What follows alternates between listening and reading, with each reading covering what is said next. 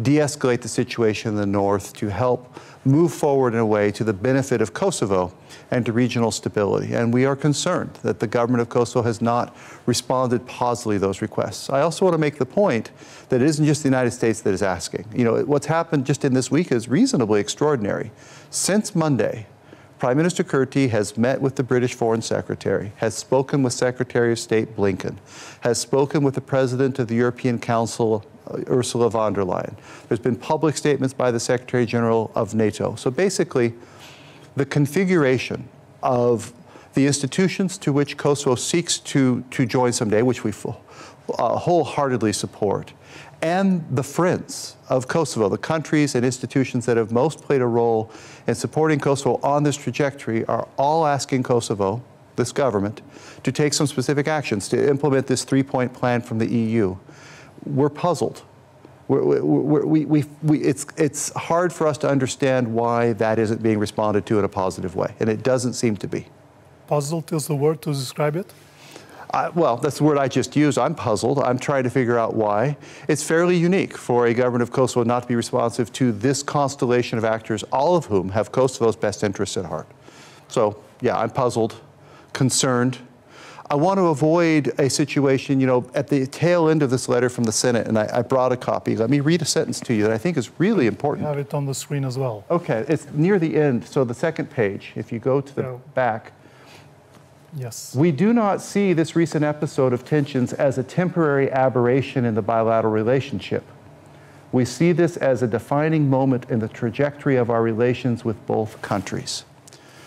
So this is a moment for the government of Kosovo to show the extent to which it is prepared to be responsive to the very countries and institutions that it is most aligned with. I believe strongly that the people of Kosovo want to become members of the European Union, and polling suggests that to be the case. I believe strongly that the people of Kosovo want Kosovo to someday be a member of NATO and to join Partnership for Peace. And public polling suggests that's the case. The United States completely supports those objectives, and we've put in a lot of effort to achieve it. But if you want that, you also have to be responsive to those institutions and the key decision makers in them.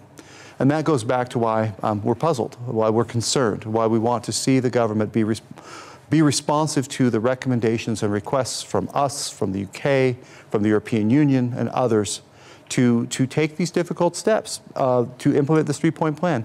We are also asking Serbia to implement this three-point plan. This isn't a focus just on Kosovo.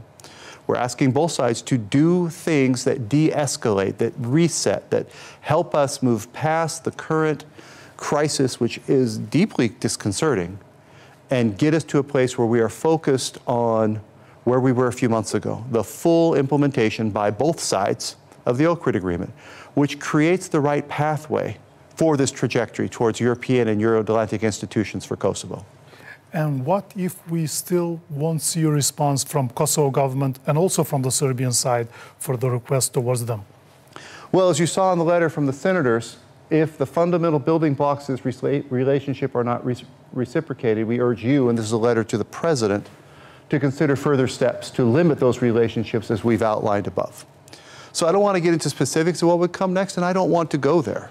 I was so disappointed when we were in a situation where the U.S. commander of the European Command, four-star General Cavoli, made the decision to suspend Kosovo's participation in Defender Europe 23. Nobody wants that, but he made that decision because he assessed that a choice made by the Prime Minister of Kurti heightened the level of risk for NATO soldiers and American soldiers in Kosovo. Now, I will not say that Kosovo is solely responsible for the situation in the north. It is not. We know that.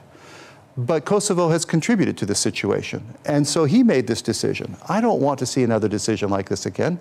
I want to see us return to this close cooperation and partnership, and that is in the government's control, and we hope it will take these choices. Or what? Well, as I said, I don't want to get into specifics. I will say that it's clear that there would be some additional consequences if we continue down the path of the government of Kosovo not being responsive to the requests from all of its friends, from all of the countries that have and have shown over more than a decade or two our commitment to seeing Kosovo take its place within Europe and within European and Euro-Atlantic structures. Prime Minister Kurti is complaining